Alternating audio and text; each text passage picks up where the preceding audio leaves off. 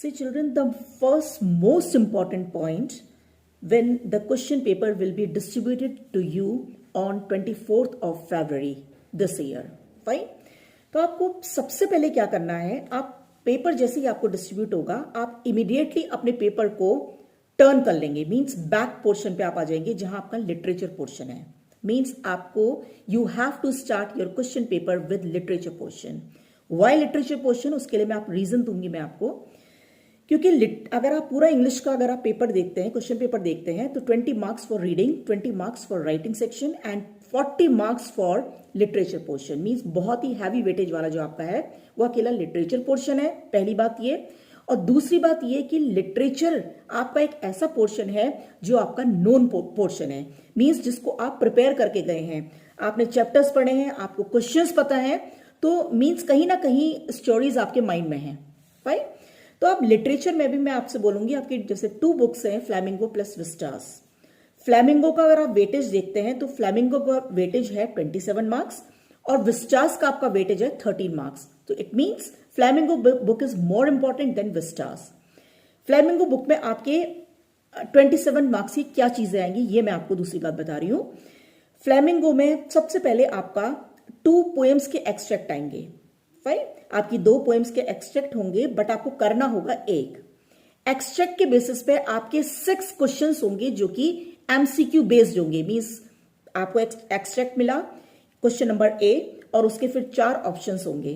Fine. फिर then question number B, उसके 4 options होंगे.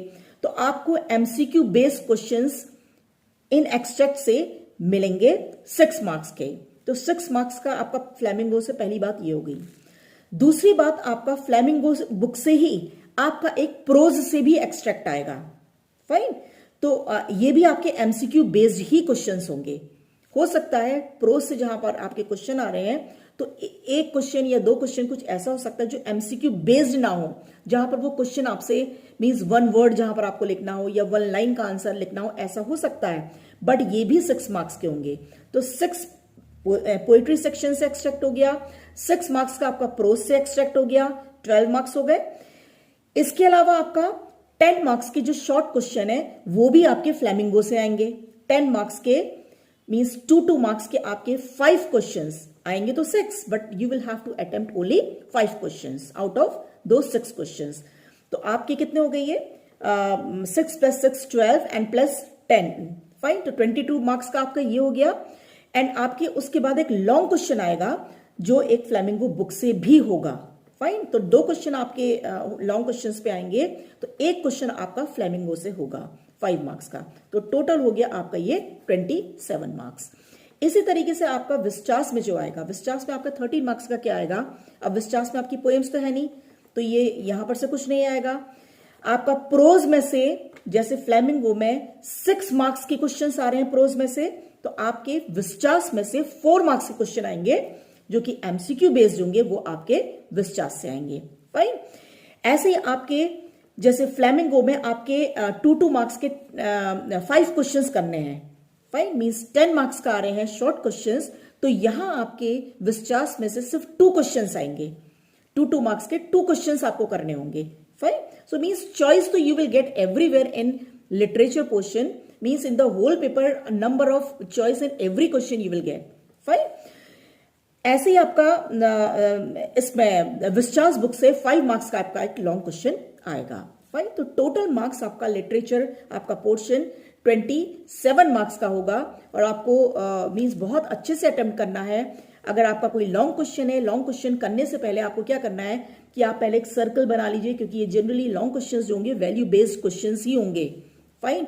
मींस लिटरेचर पोर्शन में कहीं भी ऐसा नहीं होने वाला है कि आप खाली कहानी पढ़ के चले गए या समरी पढ़ के चले गए या खाली टेक्स्ट बुक को आप रीड करके चले गए. इतने से काम अब नहीं चलने वाला है बच्चों. Fine. So what you have to do means आपसे ऐसे भी क्वेश्चन पूछे जा सकते हैं कि जब उसने ऐसा बोला, मान लीजिए अगर आपका मिस्टर लैम वाला क्वेश्चन है कि मिस्टर लैम ने जैसे ही उसको देखा, जब वो उनकी ग्राउंड पे एंट्री करा, उसके पार्क में एंट्री करा, तो उस वक्त मिस्टर लैम्ब ने कैसा फील करा या डेरी ने कैसा फील करा. तो 4 ऑप्शंस होंगे. तो जब तक आपने लिटरेचर को अच्छे से समझा नहीं है, अपनी बुक्स की लाइन को न सिर्फ रीडिंग बल्कि उन्होंने अच्छे से समझा नहीं है, तब तक आपके लिए बहुत टफ हो जाएगा. तो means you have to go through the chapters very well. Fine. Now the second most important point to score better in English. Now children, the second portion is second thing which you have to do in your English literature paper, that is finally means after completing your literature portion you will come to that writing part. Now your writing part is of 20 marks. Fine. आपके writing part में 4 questions होंगे 5 marks के सभी. तो writing portion में आपका जो पहला क्वेश्चन होगा वो नोटिस राइटिंग होगा. अब नोटिस राइटिंग में भी आपको चॉइस होगी, means 2 notices will be there, out of that you will have to attempt only 1. 5 marks का. देन आपका सेकंड क्वेश्चन होगा राइटिंग सेक्शन में, वो होगा आपका दिस फॉर्मल और informal letter of invitation. Fine. वो भी आपका 5 मार्क्स का होगा, उसमें भी चॉइस होगी. अब आपका फॉर्मल लेटर ऐसा भी हो सकता है कि एक क्वेश्चन फॉर्मल का हो और एक इनफॉर्मल का हो. फाइन. चॉइस उन दोनों के बीच में हो, या दोनों ही क्वेश्चन यहां पर फॉर्मल लेटर्स हो सकते हैं या दोनों ही क्वेश्चन इनफॉर्मल भी हो सकते हैं. मींस जो आपका राइटिंग सेक्शन का जो आपका सेकंड क्वेश्चन है उसमें आपका फॉर्मल लेटर भी आ सकता है खाली, या खाली इनफॉर्मल भी आ सकता है, या एक पार्ट फॉर्मल हो सकता है या दूसरा पार्ट इनफॉर्मल हो सकता है, लेकिन चॉइस वहां पर जरूर होगी. फाइन. राइटिंग सेक्शन में आपका थर्ड क्वेश्चन आता है, या तो आपका जॉब एप्लीकेशन होगा या लेटर टू द एडिटर होगा. This will again be of 5 marks only. आपका राइटिंग सेक्शन में जो फोर्थ क्वेश्चन होगा वो होगा आपका या तो आर्टिकल राइटिंग लिखिए या रिपोर्ट राइटिंग लिखिए. तो इस तरीके से चारों ही क्वेश्चन आपके 5 मार्क्स के होंगे. अब आपको करना ये है कि आपको कोई भी क्वेश्चन, जैसे मान लीजिए नोटिस राइटिंग है या रिपोर्ट राइटिंग है या आर्टिकल राइटिंग है या जॉब एप्लीकेशन है. फाइन. तो आपको अगर मान लीजिए आपको नोटिस राइटिंग में बहुत अच्छा नहीं आता है, फाइन, बहुत अच्छा नहीं आता, तो आप एटलीस्ट हर चीज का, या रिपोर्ट राइटिंग या आर्टिकल राइटिंग है जिसका भी है, तो यू राइट द फॉर्मेट, क्योंकि फॉर्मेट के भी मार्क्स हैं. फाइन. अगर आप मान लीजिए आपने नोटिस राइटिंग में आपने स्कूल का नेम लिख दिया, नोटिस लिख दिया, डेट लिख दी है, अपना हेडिंग लिख दी है, नीचे आपने अपना नाम लिखा है और कंटेंट में थोड़ा बहुत लिखा है, तो आपके थोड़े बहुत कंटेंट में वो मार्क्स काटेगा, बट आपके फॉर्मेट के जो 1 मार्क है वो आपको मिलेंगे, कंटेंट में आपको मिलेंगे. कुछ 1 मार्क नहीं देगा तो आधा नंबर देगा. आपको एक्सप्रेशन के मार्क्स मिलेंगे. मींस अगर आप पूरा ही छोड़ देंगे 5 मार्क्स का तो आपको 0 हो जाएगा. फाइन. बट अगर आपको फॉर्मेट आता है और फॉर्मेट के साथ अगर आप थोड़ा बहुत भी उसमें कंटेंट लिखेंगे जो कि बहुत एप्रोप्रिएट नहीं है, थोड़ा बहुत तो आपका मैच हो ही जाएगा, क्योंकि क्वेश्चन में जो दिया होगा उसके बेसिस पे थोड़ा बहुत अगर आप कंटेंट लिख देते हैं तो आपको कुछ ना कुछ उसमें मार्क्स जरूर मिलेंगे. फाइन. या फिर आपका मान लीजिए रिपोर्ट राइटिंग है, रिपोर्ट राइटिंग में अगर आपने हेडिंग दे दी है and you have written the name of the reporter, byline आपने लिख दी है, नेम ऑफ द रिपोर्टर लिख दिया है, तो कोई भी जना आपके 1 मार्क जो कि फॉर्मेट के हैं वो नहीं काट सकता. फाइन. अब आपको रिपोर्ट राइटिंग बहुत अच्छे से नहीं आती है तो क्वेश्चन के बेसिस पे कुछ आप लिख के देखिए. कुछ भी अगर आप लिखेंगे तो एग्जामिनर के लिए वो कंपल्शन होगा कि वो आपको कुछ भी मार्क्स देगा आपको. मींस बिकॉज आप जो भी लिखेंगे, आपने लिखा है क्वेश्चन पेपर में, कुछ भी अगर आंसर दिया है, अगर वो बहुत अप्रोप्रिएट भी नहीं है बट आपने अगर कोशिश करी है तो you will get marks for content. और जहां आपको कंटेंट के मार्क्स मिलेंगे तो एक्सप्रेशन पे मार्क्स देना एग्जामिनर की मजबूरी है. फाइन. तो अगर हाफ मार्क भी आपको कंटेंट के मिलते हैं और हाफ मार्क भी आपको एक्सप्रेशन के मिलते हैं और पूरा 1 मार्क आपका फॉर्मेट का मिल जाता है, तो 5 में से 2 तो आपके कहीं नहीं गए. फाइन. तो अगर आपको लगता है कि मुझे रिपोर्ट में तो कुछ आता ही नहीं है तो फॉर्मेट लिख दीजिए, फॉर्मेट के मार्क्स आप स्कोर कर लेंगे और उसके बाद आप कंटेंट थोड़ा बहुत हल्का फुल्का लिख लीजिए, थोड़ा एक्सप्रेशन का मिल जाएगा. जहां आपको 0 मिलेगा वहां आपको मिनिमम 2 से 2.5 मार्क्स आपके कहीं नहीं गए. ऐसे ही आप आर्टिकल राइटिंग में भी आप अपना हेडिंग दीजिए, अपना बायलाइन लिखिए. फाइन. किसने कौन वो आर्टिकल लिख रहा है तो आपको फॉर्मेट के मार्क्स लिखेंगे, थोड़ा बहुत आर्टिकल में लाइन लिख दीजिए, तो 2 से 2.5 मार्क्स एक एवरेज या बिलो एवरेज बच्चे के भी कहीं नहीं जाएंगे. और जो अच्छे हैं तो उनकी तो फिर बात ही क्या है. ठीक है. Now the third most important point is, now after completing your writing section you will immediately come to the reading portion. Fine. अब रीडिंग पोर्शन के लिए मैं आपको बहुत ही एक बात बताती हूँ कि जब आपको जिस समय आपको 15 मिनट्स रीडिंग के लिए मिला हुआ है तो उस समय आप अपने, सबसे पहले मैंने आपको बोला आप तुरंत आप लिटरेचर पे आ जाएंगे. अब लिटरेचर में भी आपको क्या करना है, because you have to save your time also. English literature का पेपर बहुत लेंदी पेपर होता है और जनरली बच्चों की शिकायत होती है कि हमारा छूट गया, किसी का 10 मार्क्स का, किसी का 8 मार्क्स का, किसी का कितने का. तो आप अपना पेपर टर्न करेंगे, उसमें आप लॉन्ग क्वेश्चंस को देखेंगे लिटरेचर में। फाइन, ऐसे ही आप फटाफट बिल्कुल विद इन 5 या मींस 4 मिनट्स या 5 मिनट्स के अंदर आपको अपना लिटरेचर के क्वेश्चंस, शॉर्ट क्वेश्चंस को मत पड़ेगा, शॉर्ट क्वेश्चंस को उसी टाइम पड़ेगा जिस समय आप उनको अटेम्प्ट करेंगे। लॉन्ग क्वेश्चंस को अटेम्प्ट करके एक दिमाग में थीम बना लीजिएगा, अच्छा ये क्वेश्चन है, एक सर्कल से आप ड्रॉ करेंगे और आप फिर आप ये सोचेगा कि मुझे ये पॉइंट्स इसमें इंक्लूड करना है। फाइन, तो आपने लिटरेचर की बात है, राइटिंग सेक्शन में आए। राइटिंग सेक्शन में भी आप नोटिस को उस समय मत पड़ेगा, आप नोटिस का क्वेश्चन उसी टाइम पड़ेगा जब आपको नोटिस लिखना है। फाइन, आप एक जनरली ये देख लीजिएगा कि मुझे मीन्स इसमें कोई आर्टिकल, अगर आप आर्टिकल वाला क्वेश्चन अटेम्प्ट कर रहे हैं या रिपोर्ट कर रहे हैं तो रिपोर्ट किस पे लिखनी है और आर्टिकल किस पे लिखनी है, तो थोड़ा सा अपना माइंड मेकअप कर लीजिएगा। मैं रिपोर्ट लिखूंगा तो ऐसा से लिखूंगा, ये पॉइंट्स होंगे, और मैं अगर आर्टिकल लिखूंगा एक सर्कल ड्रॉ करेंगे, उसमें कुछ एरोज बनाइए, इन पॉइंट्स में मैं बात करूंगा। उसके बाद फाइनली आप रीडिंग पार्ट की मैं बात कर रही हूं, तो रीडिंग पार्ट के लिए जब आपको 15 मिनट्स का जो टाइम मिला उसी की बात कर रही हूं। तो आप रीडिंग पोर्शन पे जब आप आएंगे तो directly instead of reading the comprehension passage, आपका 20 मार्क्स का ये रीडिंग पैसेज है, 10 मार्क्स से 2 क्वेश्चंस होंगे, तो instead of directly coming to the passage what you have to do, आप शुरू का पहला क्वेश्चन देख लीजिए, 1 या 2 क्वेश्चन आप देख लीजिए कि पहला क्वेश्चन पूछा क्या है, क्योंकि जो क्वेश्चंस की जो सीक्वेंस होती है वो उसी तरीके से होती है जैसे जैसे वो पैसेज आगे बढ़ता है, उसी हिसाब से क्वेश्चंस की सीक्वेंस भी होती है। तो आपने पहला क्वेश्चन देखा, आपने बिगनिंग में देखा कि फर्स्ट पैराग्राफ की 2-3 लाइन बाद ही आपको आंसर मिल गया। फाइन, फिर उसमें भी आपकी जो रीडिंग पोर्शन है वो भी सब एमसीक्यू बेस्ड ही आपके क्वेश्चंस है। फाइन, तो आप इसी तरीके से आप एक के बाद एक, आप पहला क्वेश्चन पढ़ा, आपने अटेम्प्ट करा, दूसरा करा, आपको मिला, तीसरा मान लीजिए आपको नहीं मिल रहा, तो you means do not waste your time in that. अभी तो आप रीडिंग, मैं आपको बात कर रही हूँ ये तब की जब आप अपना रीडिंग पोर्शन का पढ़ रहे हैं, आप क्वेश्चन पेपर पढ़ रहे हैं। When directly you are coming to the reading portion, when you are really attempting your question paper, तो उस वक्त आपको किसी क्वेश्चन का वेट नहीं करना है। क्यों नहीं करना है? अगर आपको आंसर नहीं मिल रहा है तो ये नहीं कि आप पढ़े जा रहे हैं और आपको आंसर मिल ही नहीं रहा है। क्यों नहीं करना है?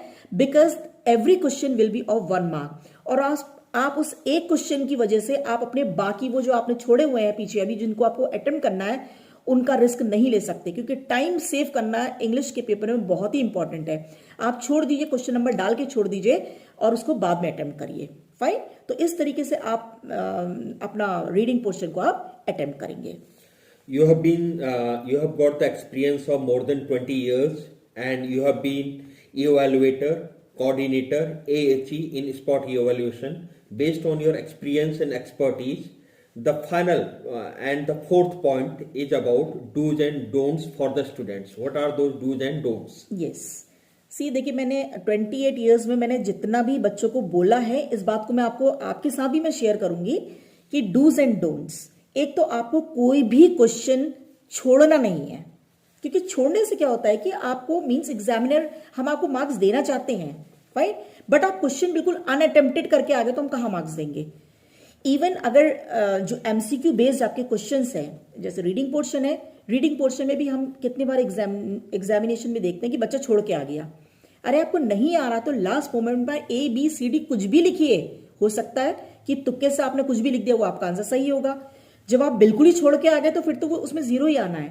फाइन, तो आपको एक तो ये करना है, मींस एमसीक्यू क्वेश्चंस जहां भी पर भी आपको दिख रहे हैं, चाहे वो लिटरेचर में भी है, लिटरेचर में भी एमसीक्यूज हैं, तो वहां भी आपको छोड़ना कुछ नहीं है। इस बात को एक आप विशेष ध्यान रखिएगा। और दूसरी बात, मैंने आपको जैसे बोला कि राइटिंग पार्ट में आपको अगर क्वेश्चन नहीं आता है तो at least you right the format, but अकेले फॉर्मेट पे आपको मार्क्स नहीं मिलेंगे, आपको कुछ कंटेंट स्टार्ट करना पड़ेगा। आपने 1 लाइन भी लिख दी, आपने 1.5 लाइन भी लिख दी तो एग्जामिनर आपको मार्क्स देंगे। फाइन, और दूसरी बात एक चीज और करनी है, पहले तो आप कोशिश ये करिएगा कि आप लिटरेचर अगर कर रहे हैं तो आप पहले एक ही साथ करिए। अब मान लीजिए आपको लिटरेचर क्वेश्चन में कुछ तो आते हैं, कुछ क्वेश्चंस आपको नहीं आते, तो no problem, leave your question there only. आप मत पढ़िए कि मुझे करना ही है और मैं कुछ भी लिख दूं, ऐसा मत करिएगा, अच्छे से करिए उसको, नो प्रॉब्लम। आप बाद में उसको कर लीजिए, बाद में अटेम्प्ट कर लीजिए, लेकिन आप क्वेश्चन नंबर आप सही डाल लीजिए। आपको अभी नहीं आ रहा है, मान लीजिए आपको उसका कुछ पार्ट्स आ गए हैं, कुछ पार्ट नहीं आ रहा है, या तो आप एमसीक्यू वाले क्वेश्चंस कर रहे हैं उसमें आप स्पेस छोड़ दीजिए, बाद में आप उसको लिख लीजिए। या मान लीजिए आप शॉर्ट क्वेश्चंस कर रहे हैं और आपको लग रहा है कि आपने 6 में से 5 क्वेश्चंस आपको करने हैं और आपको 4 ही आ पा रहे हैं, 5वां आ ही नहीं रहा है, या तो आप वहां पर स्पेस छोड़ दीजिए उसके लिए, आपको लगता है कि 30 to 40 वर्ड्स का है तो 4 लाइन में तो आ ही जाएगा, तो स्पेस छोड़ दीजिए। अगर आप स्पेस छोड़ना भूल गए हैं तो no problem children, no problem at all, आप बाद में भी उसको अटेम्प्ट कर सकते हैं। आप क्वेश्चन नंबर डाल दीजिए, आपने क्वेश्चन अपना कहीं पर भी अटेम्प्ट किया है, आपको मार्क्स मिलेंगे, ढूंढ के एग्जामिनर आपको मार्क्स देंगे। ऐसा पॉसिबल ही नहीं है कि आपकी कॉपी बिना इवेल्युएट हुए कि आपको लगेगा कि बाद में मैंने यहां करा था शायद मार्क्स नहीं मिले, वहां करा था मार्क्स नहीं मिला। आप कहीं पर भी क्वेश्चन करेंगे आपको मिलेंगे। यस, बट सीक्वेंस में करने से थोड़ा सा क्या होता है कि एक जो इवेल्युएटर्स होते हैं, जो एग्जामिनर्स होते हैं, उनको थोड़ा सा एक कन्वीनियंट लगता है कि चलो बच्चे ने सीक्वेंस में करा है, नहीं तो थोड़ा सा एक इरिटेशन होता है। और इरिटेशन की वजह से कभी क्या होता है कि लगता है कि अरे कहाँ कर दिया इसने, तो वो उसके गुस्से की वजह से थोड़ा बहुत, तो अब लिटरेचर में कोई एक फिक्स्ड आंसर तो है नहीं, स्टैंडर्ड आंसर तो है नहीं। अगर आपने एग्जैक्ट आंसर लिखा है तब तो मिलेंगे मिलेंगे, अगर थोड़ा बहुत ऊपर नीचे लिखा है तो वो टीचर को थोड़ा इरिटेशन होगा, तो आधा नंबर आपका इधर उधर हो सकता है इसकी वजह से। अदरवाइज कोई प्रॉब्लम नहीं है, आपका आंसर इवेल्युएट होगा, आप कहीं पर भी उसको आप करेंगे। But don't leave any question unattempted, आपको करना जरूर है और कोशिश करिएगा कि और दूसरी बात, एक बात मैं आपको और बता रही हूं, जैसे आप रीडिंग पार्ट है या आप लिटरेचर के जो एमसीक्यू बेस्ड क्वेश्चंस कर रहे हैं, उसमें बजाय अगर सेंटेंस दिया है, सेंटेंस 4 सेंटेंस दिए हैं एमसीक्यू बेस्ड, तो बजाय उन सेंटेंस को लिखने के, फुल सेंटेंस को लिखने के, आप डायरेक्टली ABCD भी लिख सकते हैं, कोई आपके मार्क्स नहीं काटेगा इसमें, आपको पूरे मार्क्स लिखेंगे, but it should be very clear. आप चाहे तो आप कैपिटल अल्फाबेट्स यूज कर लीजिए जिससे क्लियर एक पता चल जाए, नहीं तो आपने बिगनिंग का एक वर्ड डाल लीजिए, डैश डैश करके लास्ट वर्ड डाल लीजिए, जिससे एग्जामिनर को भी कंफ्यूजन ना हो। But no need to write the full sentence because it will just waste your time. और लास्ट में इंग्लिश में बहुत ही इंपॉर्टेंट हो जाता है एक एक बिल्कुल सेकंड बचाना, फाइन। और आपको लग रहा है कि आपने तो एमसीक्यूज अभी छोड़ दिए, आपका रीडिंग पोर्शन तो पूरा हुआ ही नहीं है, और आपको लगा कि ये तो बेल बजने ही वाली है, लास्ट का 1 मिनट है, तो ABCD जो आ रहा है, आपको जो भी समझ में आ रहा है आप उसको कर दीजिए, but please don't leave any question unattempted. यही मेरी आपको एक एडवाइस है, piece of advice. Thank you very much. Thank you sir, thank you so much.